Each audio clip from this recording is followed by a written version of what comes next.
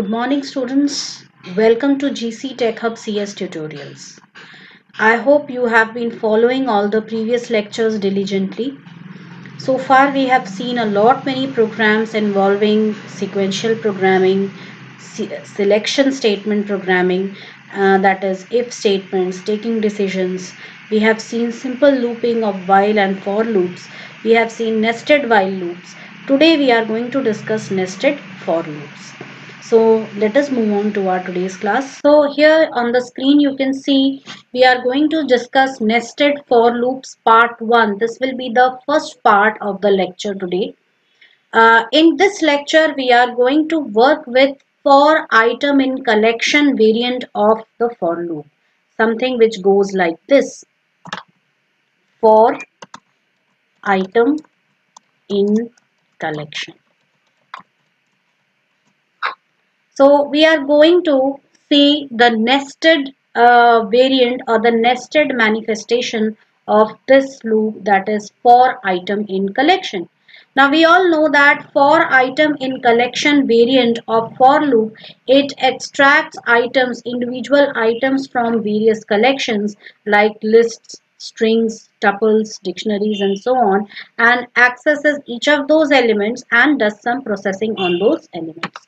So our first question over here is write a program in Python to accept a list of strings and print the number of vowels in each string. So basically what we have to do is we have to ask for a list of strings, something which would be like this.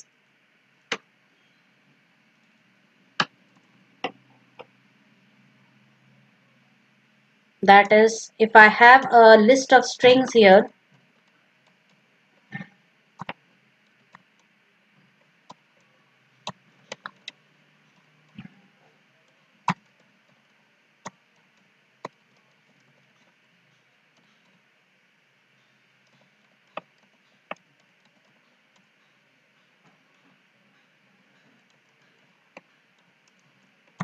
so if you have a list of strings over here, so what you have to do, you have to count the number of vowels in each of the strings.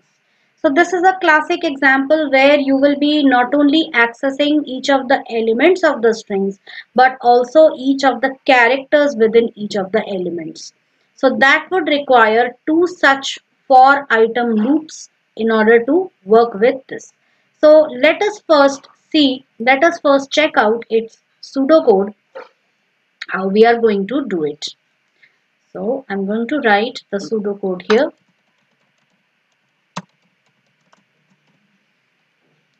So the first step would be start. Second, we are going to assign or read a string from the user. So read a list of strings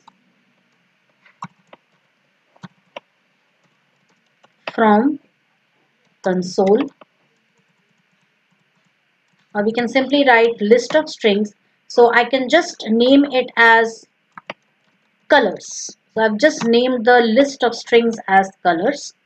Now I will start with a loop, and for this I'm going, because I have to count the number of vowels, so I'm just going to take a variable vowels, but I will be taking that within the outer loop.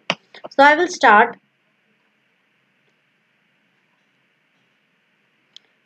while there are, sorry, I'm just, if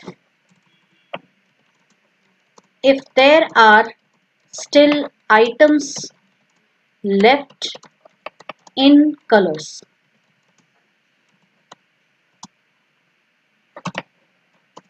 then go to step 4, otherwise go to step X. So we don't know what is going to be step X right now, so we are just going to keep it for a later time. So go to step 4 for the time being. So we are going to step 4. Access element first or next element, because the first time when it is going to access an element, it will be the first time, and after that henceforth it's going to be the next element. So access the first or next element, or I'll write here item from colors, as you can just write here a single name, that is item. So I'm just giving it the name as item. And then next step would be, I'm going to, now that this item, suppose I have accessed the first item yellow, I'll have to now access each of the characters. So I will write, if there are still characters left in item, then go to step 6. Otherwise, so let me just, because there is some lagging there in my PC right now. Otherwise, go to step Y. So I'm going to step 6, and over here it will be, if there are still characters left in item, then go to step 6. So I've gone to step 6, and within step 6 now I'm going to access first or next character from item as CH. So I'm just naming that character as CH. Seventh point would be, if CH is a vowel, that is, if it is either of A, E, I, O or U, if it is a vowel, then go to step 8. Otherwise, go to step Z. So here in step 8 we are going to write, now I have missed one very important step, that is, every time I access one item from colors list, I have to set vowels. So I'm just going to trace back to this outer loop, and just I will write here vowels equals, I'm just going to write here, or I'll take set count vowels equals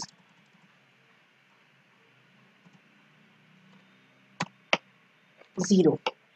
So it will just take me a moment to change on the line numbers. I'll be right back. So here we are. I have reset all the line numbers, and now if CH is a vowel, then I'm going to compute count vowel equals count vowel plus 1. So I'm going to increment the value of count vowel by 1. 10th point is going to be, if I have done this, if I complete this, if the condition is true, then I'm just going to point to next item or next character, because I'm still inside the string. And once I do this, I will go to step 6. So I'm going back to step 6, that is, I'm going to trace back to step 6. Now coming to the outer loop, I have to now point to, so outer loop I have to print the number of vowels for the first element. So I will write here print count vowels for item. So whichever item it is, if it's the first item, it will count the vowels for the first item. Next is, once it is done, my next step should be point to next item. So it will be pointing to the next item of the colors list, and once this is done, it will again go back to step 3. That is to check whether the list is still empty or not. And once this is also completed, we come to stop. Now let's go to step 8. If CH is a vowel, go to step 9, otherwise go to step Z, that is simply go to this point, that is 12, which is after go to step 6. Okay, so we will be writing here, go to step 12. If there are still, okay, wait a second. Fine. This will not be go to step 12 because it is a part of an if condition. That is, if the character is not a vowel, then this statement should not be executed. That is incrementing count vowel. So simply we will make it point to the next character. So step 10 it will be. Then if there are no more characters left in the item, then we will go to step 12, which is print count vowels for the item, which is after go to step 6, and step X obviously is going to be step 15. So this is my pseudocode which I have written here. Now I am going to copy all the statements here and we will go back to our code here. We will start a block comment and we will start coding our program here. So first is read a list of strings. So I'm first going to read a list of strings here using the eval function. Input, enter a list of colors, which is actually list of strings.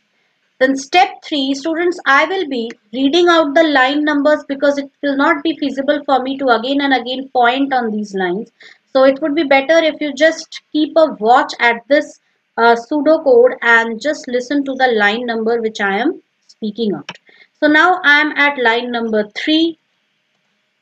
So in line number 3, if there are still items left in colors, then go to step 4, which is actually my for item loop. So I'll write for item, and because I am going to access each of the items by this name, that is colors. Sorry, this name, that is item. So I will write for item in colors. So this will mean that it will also check whether there are items left in colors or not. If the condition, and it is automatically going to point to the next item once one iteration is completed. So step 3, step 5 will be done, and also step 10 and 11, sorry, step 13 and 14 will also be done. That is pointing to the next item, going back to the loop. So all those things are crunched into one statement. So this is, I'm just going to put a comment line here by accessing colors individual list items first. So I'm going to access the list items first, which are the colors. Now step number 4, set count vowel equals 0. So I'm going to just assign count vowel equals 0, which will keep a track, it will count or keep track of number of vowels in each string or in each item. So this will keep a track of the number of vowels in each item. Next is access first or next item from the colors, which is already done by for item in colors. Then if step number 6, if there are still characters left in item, then go to step 7. So here step 7 is access first or next character. So step 6, 7 and 10, 11 are going to be crunched like this for ch in item. That is, now I am accessing individual characters in each item. So every individual character is being accessed. So access the first or next character, then point to the next character will already be done once one iteration of this inner loop is completed, and retracing back to step 6 will also be automatically done. So 4 statements crunched into one, it is already done. Now next is we have to check whether it is a vowel. So I will write if ch in a E I O U. Now there are two ways I can, if there is a possibility that there could be capital vowels also. So I can either add the capital counterparts over here, but that would make our list too long and I don't want to type so much. So I'm just going to use a shortcut here. That is, I'm just going to call a string function which will convert my character to a lowercase character. So that would be ch dot lower. So I'm just going to convert it to a lowercase character. This, whether if even if ch is a capital character, it will convert it into lowercase character just for the purpose of comparison. Compare it with all the vowels in the list in the tuple, because this is a tuple which I have provided over here, and it is going to do the needful. So if this ch is a vowel, then go to step 9, that is increment the value of count vowel by 1. So I'm just going to use an augmented assignment operator here. Then pointing to the next character is already done. Going to step 6 is already done. Once I complete this, I'll retrace back, because I'll just remove 2 indentation levels, because I have to be at the level of this inner for, because I want this next statement to be a part of the outer for loop. So here I will be writing step 12 of pseudocode, that is print count vowels for item. So I will write item is, or item has, or let me just make it this way, the color, and I'll be just providing a single quotation mark over here, the color item, comma, then again an escape sequence for quotation marks, single quotation marks, the color item has, and close the quotation marks over here, double quotation marks for, that is the string termination, and here I'm going to write it has count vowel, number of vowels, count vowels.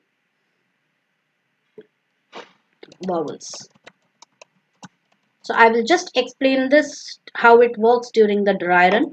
So once I do this, the number of vowels will be printed in the particular item, and pointing to next item is already handled by this for loop, so I don't need to write it again. So this I have completed over here. So we have done this. Now within this we are just going to write, now the end is already there, so we don't need to write the stop. So let us just run the program and see. So I'm just going to create a small list. Let me just copy the list from here, because I already had the list over here. So this was my list. So I'm just going to copy it from there and paste it over here. So now you can see the color yellow has 2 vowels, the color red has 1 vowels, color blue has 2 vowels, and so on. So number of vowels in each of these colors, you can see, you can just read them over here. So let's do a dry run and see for ourselves.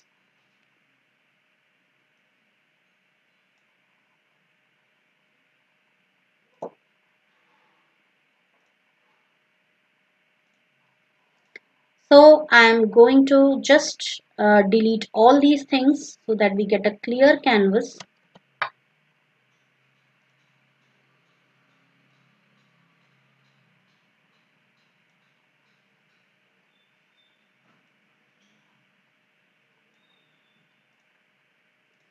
And let's try start the dry run. So what will be the dry run over here? So firstly we can see colors. So we will be accepting colors from the user. So let me just copy this colors list from here.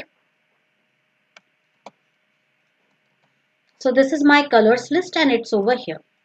Now our next thing is for item in colors, that is pick one item from the color. So right now item is yellow, right? Count vowel equals 0. So we are going to set this count vowel to 0 right now.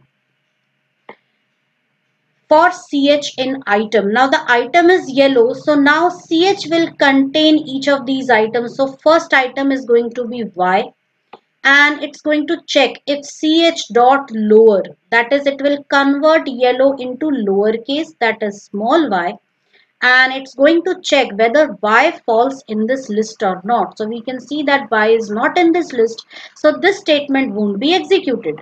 Go back, so we will trace back to this. So I have already told you that until and unless the inner loop completes all its iterations, the outer loop won't iterate next.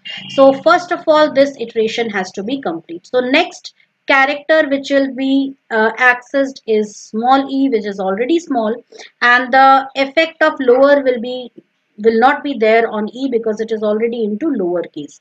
Lowercase converted into lowercase is lowercase only. So now e falls in this list, so count vowel will be incremented by 1. So e is a vowel, so count has been incremented to 1. Again it will reach trace back and access the next one, that is L, and L is already lowercase and it is not a vowel, so again this statement won't be executed. Then next is again L, which again will not execute the statement. Then we have O, which is a vowel, so it will be set to 2. Then W, which is not a vowel, so finally count vowel is 2, and this inner loop completes its execution. So after this, what is going to happen is this loop is going to terminate and the control will come to this statement, where the statement would be printed like, so here it will be printed like this, the color, and because we are using an escape sequence for single quotation marks, so single quotation marks will be printed.